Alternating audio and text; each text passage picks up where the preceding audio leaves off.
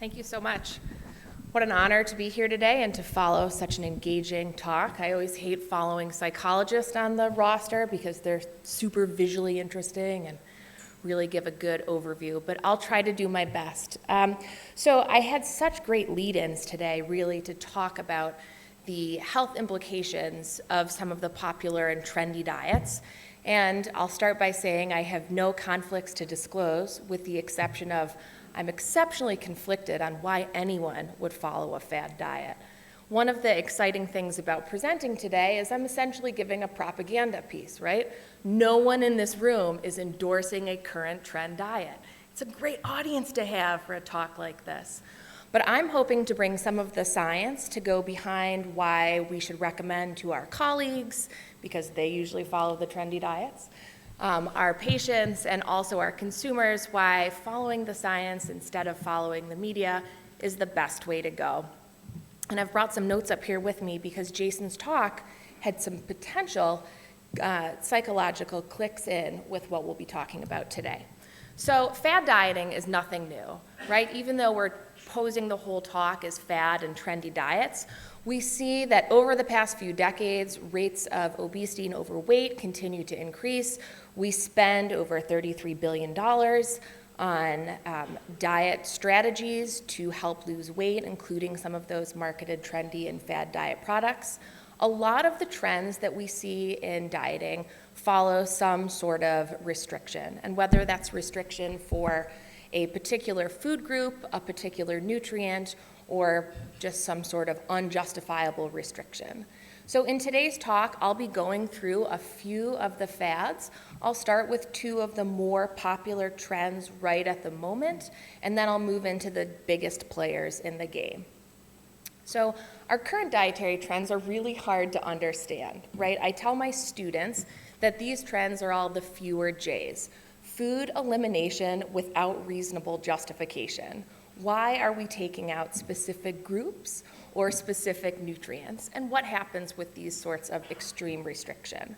Now, when you're talking in extremes, there's really two ends of the extreme spectrum. And we'll go through and look at the two most recent trends that we see with food and nutrition consumption. One of the trends is what's known as clean eating, right? This is one of the least understood and not very well defined trends. You hear this all the time. If you do a Google search for clean eating, as I did to come up with this infographic, you can see that clean eating is something that people always want to do and make better choices right there in January every year. And then the trend starts to decrease as we go down throughout the months, and no one's searching clean eating in December, right? You're searching how to make pecan pie. And then you pick back up with clean eating right afterwards.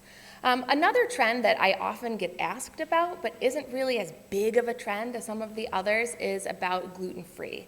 And I am not talking about eliminating gluten in needs of gluten sensitivity disorder or in needs of celiac disease. I'm talking about making a choice to go gluten-free based on other surrounding evidence that may or may not be based in true science.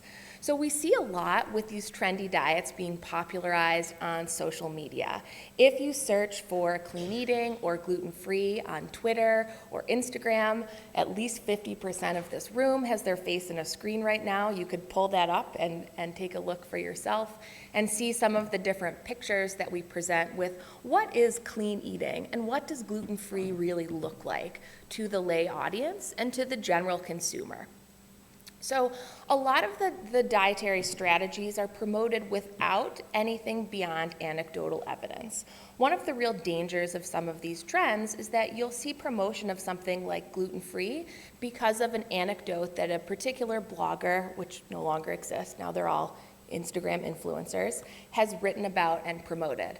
I went gluten-free and it solved all of my fertility issues, right? Going gluten-free for some sort of health consequence prevention is a really dangerous way of promoting a fad diet. There was a recent article that came out and then was promoted in the Huffington Post on why food isn't truly medicine as social media pretends that it is, right? Going into something like a gluten-free or a clean eating diet where you're trying to implement a change to make a medical decision easier down the road or to make some sort of health consequence go away, you usually end up doing the opposite.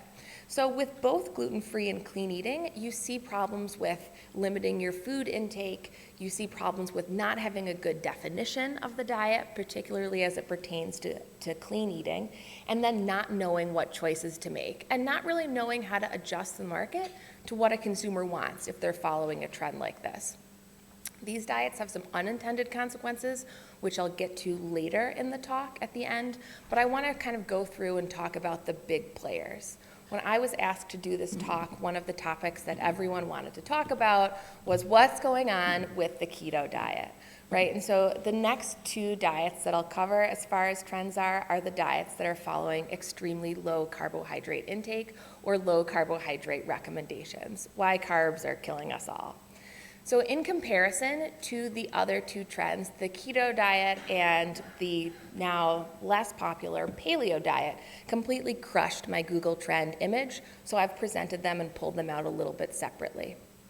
When we're talking about tracking trends, we see the rise and fall throughout a couple years, but if you look over the long term, so this is really since the very beginning of Google search engine tracking and optimization, there were forms of low carbohydrates that remained very popular. In the early 2000s, the Atkins diet was all the rage. We know, again, this is just a recycled diet from the 1970s. If you look a little bit later, in 2013 is where we saw the peak of the paleo diet, although social media today doesn't have me totally convinced that the paleo diet has gone anywhere. And recently we've seen a really big increase in keto. So with the keto diet and the paleo diet, again, despite the incoming trend with those in the late 2010s, we see that they, again, are diets that are primarily recycled from the 1960s and 70s. The paleo diet is an uncooked version of the Stone Age diet, which was a popular book at the time. My parents are, they love that I do nutrition, right? Because they say, well, what's the newest thing? Also, we did this, right? We've already done, this is over, this trend is over. So these trends, although may be recycled, they're repackaged and kind of coming back into fashion today. So why do people follow these trends if we see that they're just recycled iterations of something that didn't work 4 decades ago? The idea behind any of the low carbohydrate diets is really to tell consumers, hey, we have found a way that you can burn fat. It's like a miracle, right? The idea behind all of these diets is that you are going to use fat to fuel your day. So this is something that has some demonstrated health benefits. I don't want to say diets that are low in carbohydrates have a ton of negative consequences if followed correctly. There's a lot of evidence suggesting that children with epilepsy can benefit from a ketogenic diet, and also patients with poorly controlled type 2 diabetes have better insulin control with a ketogenic diet. Again, I come up here with a lot of different areas of nutrition training, but I'm not an MD, so I'm not going to focus on those medical benefits. I'm going to talk more about the negative consequences. So before we get into those consequences, I want to kind of take everyone through the diet so that we're really familiar with them. And I know that as nutrition and food industry professionals, we see a lot of this information and we hear a lot about the popularity, but we may not know what the true fundamentals of each of those diets are. So with the keto diet, the fundamental basis of this is to reduce your carbohydrate to 5% of intake or less. And because we work in percentages, if 5% is at the low end, something else has to go a lot higher. And that, in this case, is fat. So the keto diet is basing your intake on between 60 and really 80% fat of your daily consumption, 20 to 30% protein, and around 5% of carbohydrates, although some iterations of the diet go up to about 10% of your intake from carbohydrates. And when you're doing this, you're taking in a ton of fat and not taking in a ton of carbohydrate.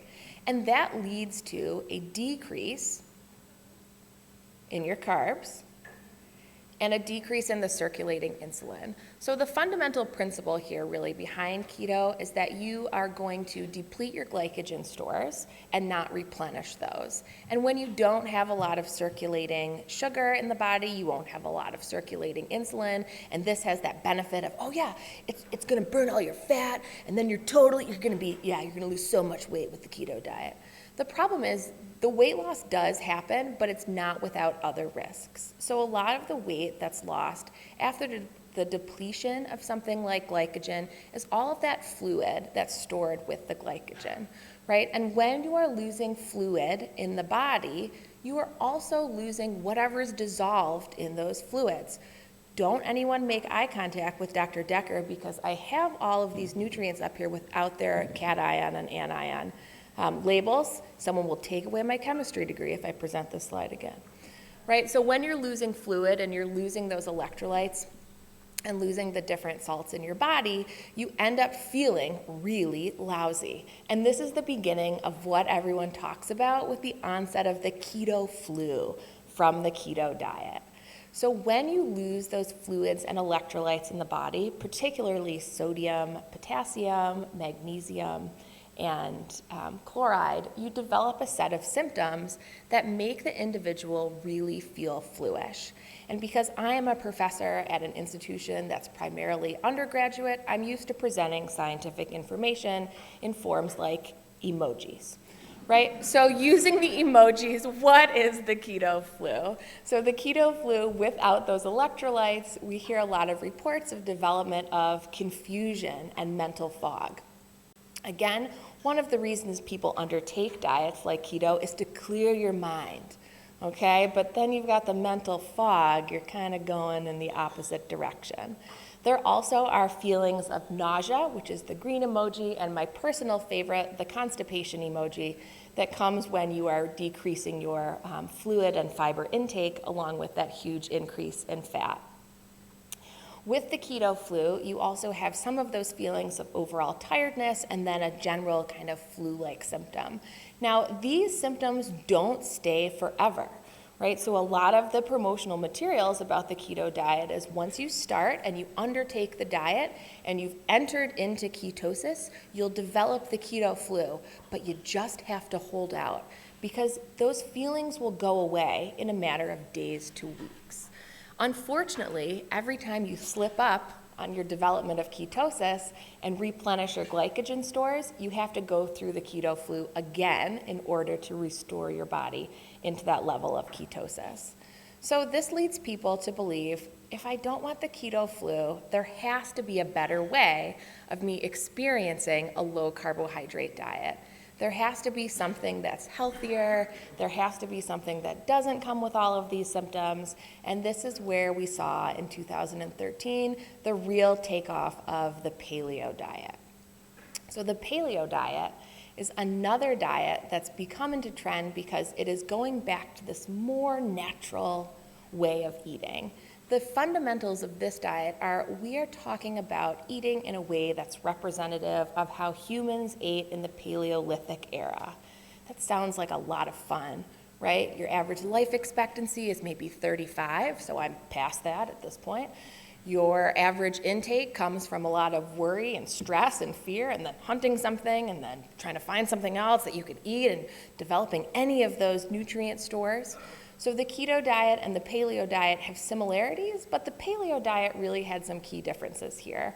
And I've kind of highlighted what the dietary intake strategies are for paleo.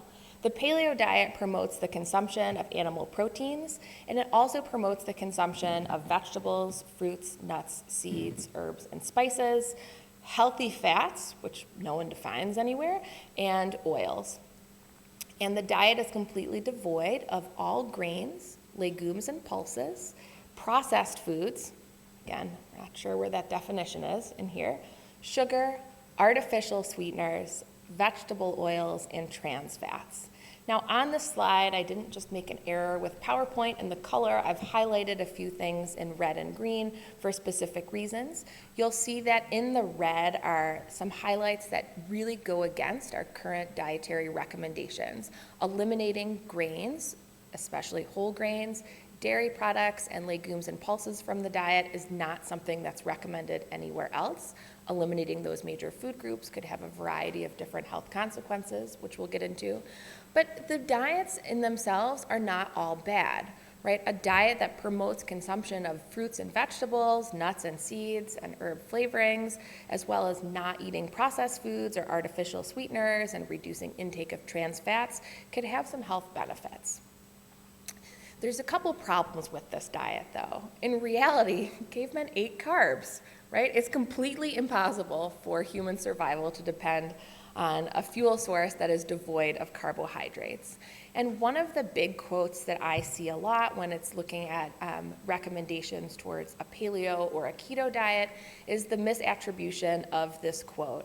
I believe this quote was featured on the documentary The Weight of the Nation as a reason why society is obese, but now it's become a quote that's popping up on every Pinterest board across the world saying, our bodies were designed for one world, but we're living in a very different one. Go paleo. We are going back to the diet our bodies were designed for.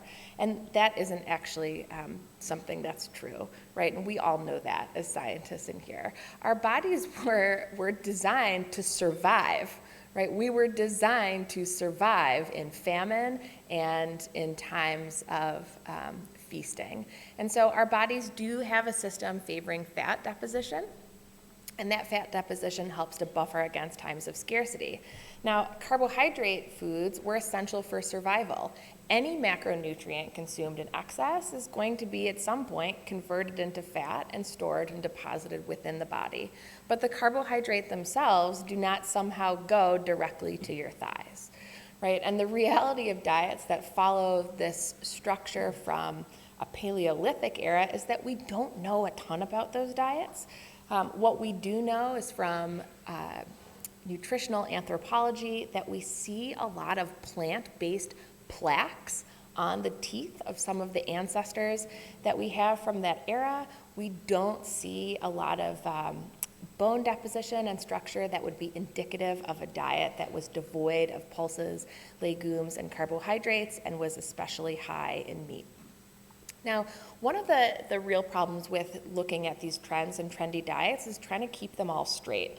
I personally had a really hard time doing that when I was putting together this talk.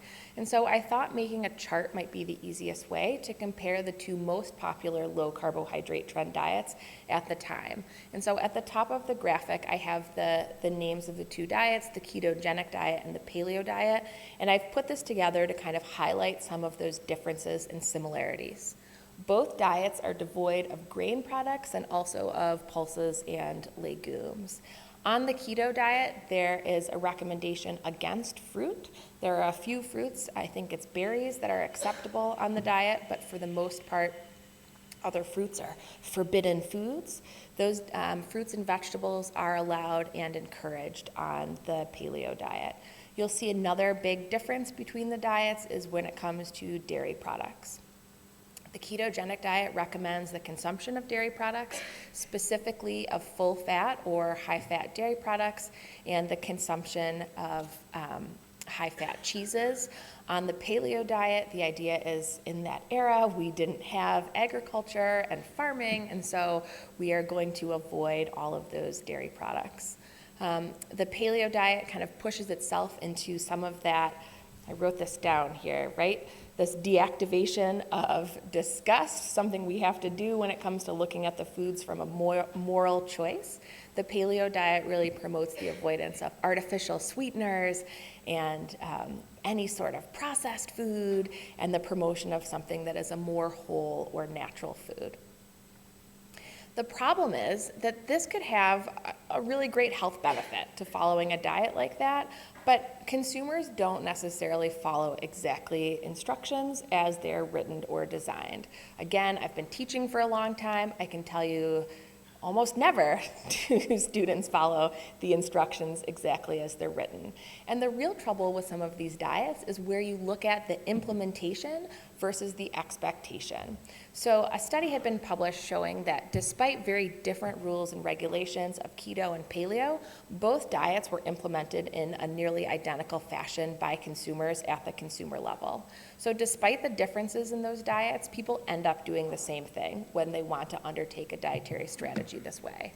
And in this case, the paleo diet ends up having more unintended consequences because that diet is designed with plenty of fresh fruits and vegetables in the diet, but they end up getting eliminated because they're thought of as a carbohydrate by the lay public. And then we end up having this macronutrient shift. And when you shift away from all carbohydrates, you have to increase something else. And usually those diets both have very high fat intakes. So the paleo diet as designed and written is not a diet that's supposed to be super high in fat, right? But implementation of that diet goes in a completely different direction and way. We know that there's plenty of health risks associated with an especially high-fat diet. I don't need to get into that macronutrient structure with this crowd. Now, the other problem with implementing these diets the same way is the elimination of so many plant-based foods, right? And when you eliminate plant-based foods, you're eliminating what is in those plants, and it's not just the carbohydrate. With the implementation of a diet devoid in a diversity of fruits and vegetables, a lot of people end up taking in a way lower flavanol and flavonoid dietary, have lower flavanol and flavonoid dietary intake. And those are part of the larger class of phytochemicals, right? And so phytochemicals are plant-derived. If you're not eating plants, you're not going to have them in your diet. There's a lot of health benefits from having some of the phytochemicals in the diet, and there's a growing body of evidence looking at different physiological effects. Unlike vitamins and minerals, so we know the Keto Flu has very specific targeted consequences. You don't have enough potassium in your body, you have too much sodium in your body, you have a direct cause and effect with a health effect, right? With the phytochemicals and some of our flavanols and flavonoids, we have health benefits, but you can do without them as far as structure and function goes with some of our body processes. Now, the other problem with reducing the amount of fruits and vegetables in the diet is that when you have a diet that's low in carbohydrate and high in fat and protein, you have that water loss. And in these diets, and either kind of dietary instruction, nowhere is it written to really make sure you're increasing fluid intake. And so we see consumers limiting fluid intake unintentionally, right? They're not actively trying to maintain that fluid balance that they're losing and reducing by depleting those glycogen stores and losing some of the minerals in their body. I spent, I don't know how many hours looking through different dietary cookbooks and recommendations for these two diets in preparation for this talk. But I found that with some of that mineral loss, only 2 out of maybe the 35 cookbooks I looked through had a recommendation for mineral supplementation while on that diet. So the message to consumers and how to implement a diet like this in a healthful way doesn't necessarily get through or across, right? And that brings us into some of the unintended consequences of those fad diets, right? When you start a fad or trendy diet, what could possibly go wrong? Plenty, right? Going into a diet like the gluten-free diet, you see that a lot of the gluten-free products are highly processed, right? Because you have to find something to put into the foods to simulate that texture and composition that you would have from that beautiful dimer that is gluten, that captures all of the gases rising from the breads and makes them fluffy and not tasting like a brick, right? For someone who followed a medical gluten-free diet for 7, 8 years now, I can tell you, hey man, it's good to eat bread again these days.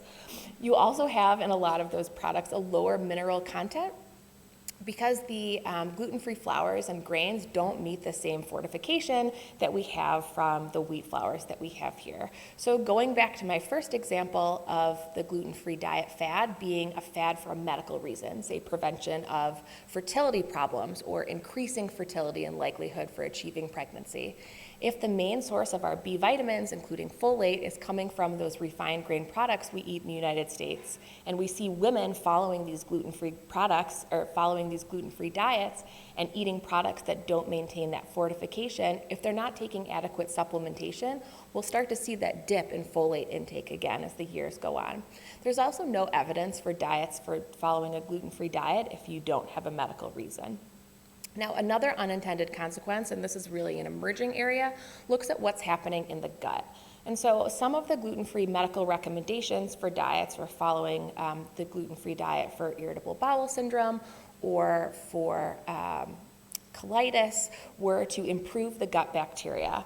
But in the literature, we haven't seen any evidence that a gluten-free diet restores the gut bacteria to what it was before diagnosis of IBS. In the keto diet, we actually see that there's a lot of evidence that following a diet that promotes ketosis eliminates some of the diversity found in the microbiome. And again, as this is an emerging area, there's not a ton of literature on this. So what happens in the long term, we don't really know. We also have the unintended psychological consequences associated with some of these diets, particularly with things like clean eating, right? And so orthorexia nervosa is a disorder that has been identified to say folks have gone from a healthy eating habit into an eating habit that's almost fearful and being paralyzed by making food choices. There is evidence showing that restrictive dieting puts individuals at a risk for disordered eating patterns and specific eating disorders. And then perpetuating any sort of diet as a moral choice could have behavioral consequences that are totally unintended, right? Whether it's development of that eating disorder or whether it's development of a depressive symptom because you're not following the diet exactly as you think it should be followed, right? No one goes on a weight loss diet because they want to become depressed. They go on weight loss diets because they want to lose weight. And with that kind of dietary strategy, following something very extreme, it's really hard to maintain that type of diet. And so the problem with strict dieting and the maintenance of those diets is that we promote things like cheat days, right? The Rock has been popularized almost everywhere, right, with his notorious cheat day meals. I've blurred out some of the bad words there, by the way. When a cheat day meal turns into a day, into a week, into a month, you swing back from that healthy eating or mindful eating diet into a much less healthy intake pattern and strategy, and that can lead to yo-yo dieting or depression. The other problem with yo-yo dieting and following these trends and then following off the trends is that when you regain weight and regain fat, the fat deposition pattern isn't the same, and you see a much bigger deposition of visceral fat.